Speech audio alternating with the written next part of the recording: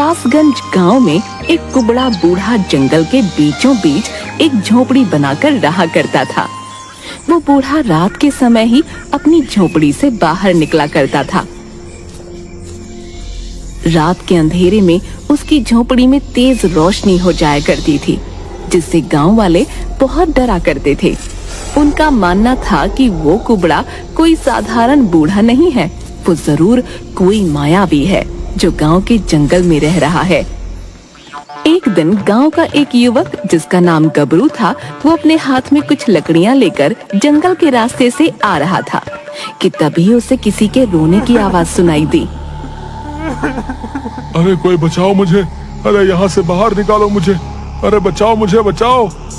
अरे भाई, न जाने ये किसकी आवाज है जो सहायता के लिए पुकार रही है, न जाने कौन है भाई।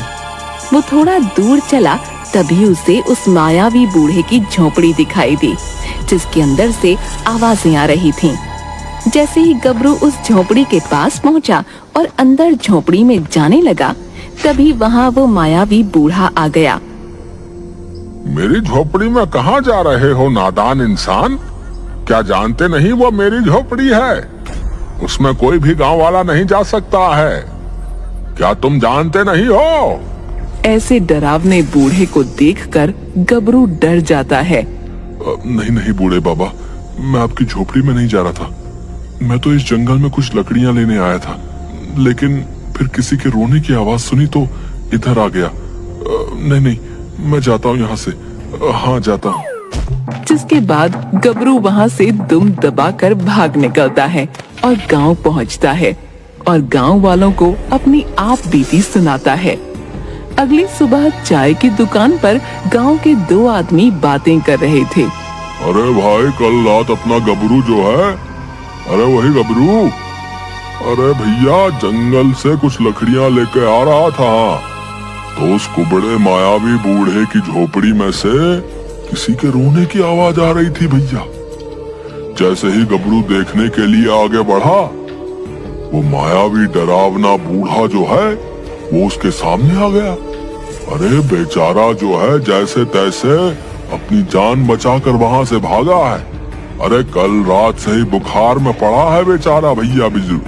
जाने भैया क्या राज दफन है उस मायावी बूढ़े की झोपड़ी में। हाँ, बता रहे हैं। पता नहीं भाई, डर के मारे जो है कोई भी गांव वाला जो है उस बूढ़े की झोपड़ी में जाने की हिम्मत नहीं करता है। हाँ, अब भैया भगवान ही जाने क्या राज दफन है भैया। उसी गांव में भोला नाम का एक बहुत ही गरीब मछुआरा रहता था। गांव में सब उसे भोंदू बुलाते थे, जो जंगल के किनारे पर नदी से मछलियां पकड़ा करता था। एक दिन भोंदू नदी के किनारे बैठा हुआ था, अपने जाल को फैलाकर मछली पकड़ने की कोशिश कर रहा था। अरे अरे, आती क्यों नहीं कोई मछली मेरे जाल में? आज कई दिन हो गए हैं, लेकिन कोई भी मछली हाथ नहीं लगी है। लगता है आज फिर से मेरी बूढ़ी माँ को भूखा ही सोना पड़ेगा। हे भगवान, तू कब कृपा करेगा मुझ गरीब पर? और वो रोने लगता है। थोड़ी देर बाद भोंदू खाली हाथ अपनी झोपड़ी में आता है। अरे भोंदू आ गया, मैं कब से इंतजार कर रही थी। अरे मुझे बड़ी भूख लगी है, क्या आज भी तेरे हाथ कोई अच्छी मछली नहीं आई? नहीं माँ, मुझे माफ कर दो, मैं आज भी तुम्हारे लिए कोई मछली पकड़ के नहीं ला पाया। न जाने क्यों मेरे जाल में कोई मछली फंसती ही नहीं है। कई दिन हो गए हैं, जानता हूँ तूने कुछ भी नहीं खाया है। हाय हाय, न जाने हम अभागों ने कैसी किस्मत पाई है। दुखी मत हो, देखना सब ठीक हो जाएगा। हाँ, कोई न कोई राह हमें जरूर दिखेगी। अगली सुबह भोंदू फिर से अपना जाल लेकर नदी के किनारे जा रहा था। हे भगवान, आज तो कोई मछली हाथ आ ही जाए। अगर नहीं आई तो आज फिर से मुझे और माँ को भूखा सोना पड़ेगा। भोंदू थोड़ी दूर चलता है कि उसे जंगल की ओर से किसी के रोने की आवाज सुनाई देती है। अरे कोई है? अरे निकालो मुझे यहाँ से, कोई तो सहायता करो मेरी, निकालो मुझे यहाँ से। अरे ये कौन रो रहा है? लगता है किसी को सहायता की आवश्यकता है, लेकिन ये आवाज तो जंगल की ओर से आ रही है। न जाने जंगल की ओर जाना ठीक होगा या नहीं। गांव वाले तो अजीबोगरीब बातें करते हैं इस जंगल को लेकर, लेकिन कोई सहायता के लिए पुकार रहा है, इसलिए जाना होगा। जैसे ही भोंदू थोड़ा आगे बढ़ता है, अचानक से उसे उस मायावी बूढ़े की झोपड़ी से जोर जोर से रोने की आवाज सुनाई देने लगी। अरे कोई है इस जंगल में? मेरी सहायता करो, मैं मर रहा हूँ। मेरी सहायता करो, निकालो मुझे यहाँ से। न जाने ये किसकी आवाज है, कौन सहायता के लिए पुकार रहा है। भोंदू जैसे ही आगे बढ़ा तो उसे उस कुबड़े मायावी बूढ़े की झोपड़ी दिखाई दी, जहाँ से आवाज आ रही थी। अरे आवाज तो इस झोपड़ी के अंदर से आ रही है। लगता है अंदर कोई सहायता के लिए पुकार रहा है। हाँ, लेकिन क्या मेरा अंदर जाना ठीक रहेगा? गांव वाले इस झोपड़ी को मायावी समझते हैं। नहीं, मुझे अंदर जाना ही होगा। कोई सहायता के लिए पुकार रहा है, इसलिए अंदर जाना ही होगा। जिसके बाद वो झोपड़ी के अंदर जाता है। तभी भोंदू देखता है कि एक बकरी पिंजरे में बंद होती है, जो कि एक इंसान की आवाज में आवाजें दे रही थी। अरे कोई है इस जंगल में? मेरी सहायता करो, मैं मर रहा हूँ। मेरी सहायता करो, निकालो मुझे यहाँ से। उस पिंजरे के अंदर बकरी को देखकर भोंदू हैरान हो जाता है। अरे तुम बकरी हो, लेकिन इंसान की आवाज में कैसे बात कर रही हो? मुझे उस मायावी बूढ़े ने बकरी बना दिया है। मैं एक तपस्वी ब्राह्मण हूँ, जो इस जंगल में तपस्या करने के उद्देश्य से आया था और यहाँ उस मायावी की झोपड़ी में आ गया। इस झोपड़ी में बैठकर तपस्या करने लगा कि तभी वो मायावी बूढ़ा यहाँ आ गया और मुझे अपनी झोपड़ी में देखकर क्रोध से भर गया। उसने मुझे अपनी मायावी शक्ति से बकरी बनाकर इस पिंजरे में कैद कर दिया है। तपस्वी ब्राह्मण, लेकिन वो मायावी बूढ़ा है कौन? क्यों इस जंगल में सबसे छुपकर रहता है? और क्या अब तुम अपने असली रूप में कभी नहीं आ पाओगे? वो मायावी बूढ़ा बहुत ही खूंखार है। उसके पास अनेक मायावी शक्तियां हैं, जो कई सालों से एक खजाने की तलाश में है। उसके पास एक नायाब पत्थर का टुकड़ा है, वो बहुत ही चमकदार है, जो उसे उस खजाने का रास्ता बताएगा।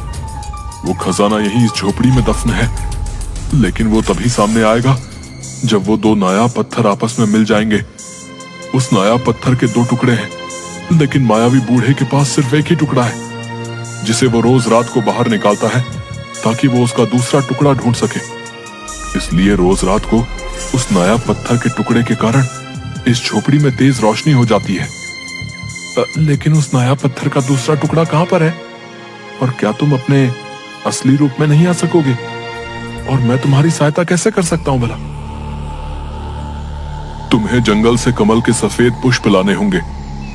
उन पुष्पों को खाकर मैं अपने असली रूप में आ जाऊंगा।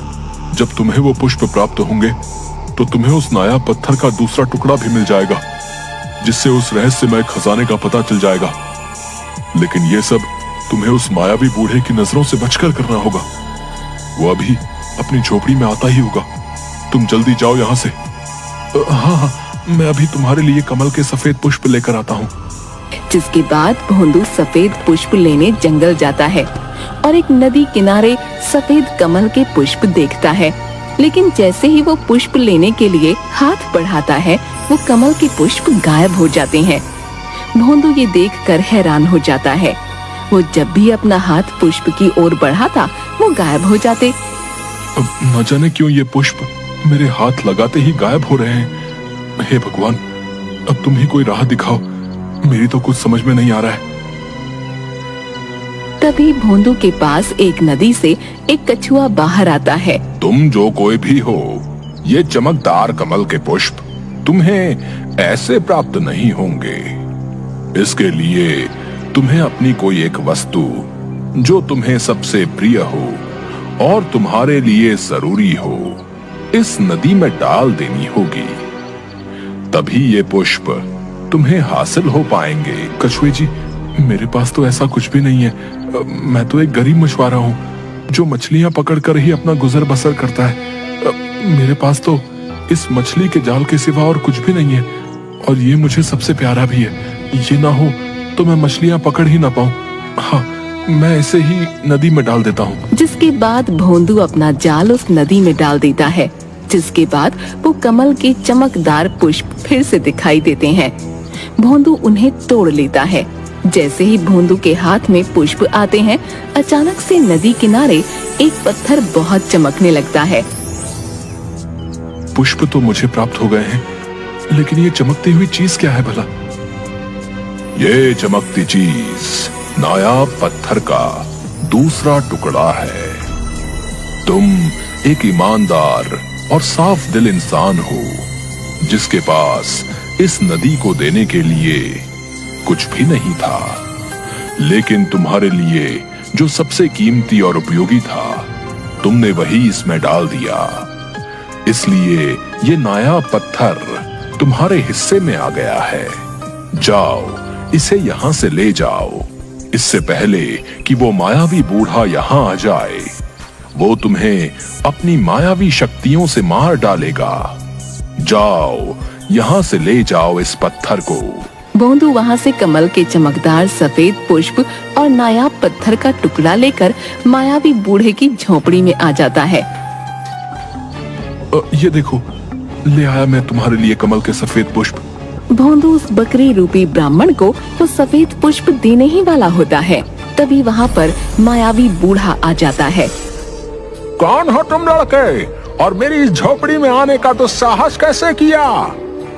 बूढ़े बाबा, मेरा उद्देश्य आपको कोई हानि पहुंचाना नहीं है। मैं तो बस इस बकरी रूपी ब्राह्मण की सहायता कर रहा था। नादान लड़के, इस ब्राह्मण के साथ अब तू भी मारा जाएगा। मेरे इस खजाने की खोज में जो भी बाधा बनेगा, मारा जाएगा। क्षमा करें बूढ़े बाबा, मुझसे भूल हो गई। तो अब सजा भुगतो। जैसे ही बूढ़ा अपनी शक्तियों से भोंदू पर प्रहार करता है, भोंदू झोपड़ी की दीवार से जा टकराता है और उसके हाथ से सफेद पुष्प गिरकर बकरी के आगे गिरते हैं और चमकीला पत्थर दूसरे कोने में। सफेद पुष्प को बकरी झट से खा जाती है, जिससे बकरी तपस्वी ब्राह्मण का रूप ले लेती है। तभी अपनी शक्तियों से मायावी बूढ़ा उस पूरी झोपड़ी को गुस्से में उड़ा देता है और तपस्वी ब्राह्मण और मायावी बूढ़े में घमासान युद्ध होता है। अब तुम्हारा अंत है दुष्ट, तुम मेरा कुछ नहीं बिगाड़ सकते हैं। मायावी बूढ़ा ब्राह्मण को गले से पकड़कर उठा देता है। तभी वहाँ बेहोश भोंदू उठकर चमकीले पत्थर को उठाता है और उसका दूसरा टुकड़ा मायावी बूढ़े के पास गिरा होता है। भोंदू उन दोनों टुकड़ों को जोड़ देता है, जिससे एक बहुत तेज रोशनी निकलती है। भोंदू ये सब देखकर हैरान हो जाता है। भोंदू, तुम डरो मत। इस नायाबी पत्थर ने इस मायावी बूढ़े की लालच की सजा इसे दे दी है। ये कोई साधारण पत्थर नहीं है। जब भी कोई अपने लालच के लिए इसे इस्तेमाल करेगा, तो ये उसे जला कर राख कर देगा। लेकिन ये मायावी बूढ़ा ये जानते हुए भी अपने लालच में अंधा हो गया और अपना सर्वनाश कर बैठा। अरे अरे, ये क्या हो गया भैया? इस बूढ़े बाबा को लालच नहीं करना चाहिए था भैया। तभी भोंदू और तपस्वी ब्राह्मण मुड़कर देखते हैं, झोपड़ी की जगह बेशकीमती खजाना सामने था। तपस्वी ब्राह्मण उस खजाने में से कुछ हिस्सा भोंदू को देते हैं। ये लो भले इंसान, इस खजाने में से कुछ हिस्सा तुम्हारे लिए। ये तुम्हारी इंसानियत का तोहफा है। तुम एक साफ दिल के ईमानदार इंसान हो, जो बिना डरे मेरी सहायता करने इस मायावी झोपड़ी में चले आए। तुम्हारी ही वजह से मैं बकरी से अपने असली रूप में आ पाया। जाओ भोंदू, अब तुम इस खजाने की मदद से अपना जीवन अच्छे से व्यतीत करना। आपका बहुत बहुत धन्यवाद तपस्वी ब्राह्मण। मैंने जो भी आपके लिए किया, वो तो मेरा एक इंसान होने के नाते कर्तव्य था। अब इस खजाने की मदद से मेरी माँ को कभी भूखा नहीं सोना पड़ेगा। ये बोलते हुए भोंदू की आंखों से आंसू आ जाते हैं। हे रहस्यमय खजाने, तुम अपने स्थान पर वापस चले जाओ। यहाँ तुम्हारी आवश्यकता सिर्फ इस गरीब मछुआरे को थी, जो कि तुम्हारे कुछ हिस्से से पूरी हो गई है। मैं एक तपस्वी ब्राह्मण हूँ, मुझे भला तुम्हारी क्या आवश्यकता? तुम अपने स्थान पर वापस जा सकते हो। जिसके बाद बाकी का खजाना, वो नायाब पत्थर भी अपने आप ही वहाँ से गायब हो जाते हैं। जब इसकी खबर गांव वालों को पड़ती है, तो सभी भोंदू का बहुत सम्मान करते हैं और अब गांव वाले जंगल में उस मायावी बूढ़े के खौफ से आजाद हो गए थे और भोंदू भी अपनी माँ के साथ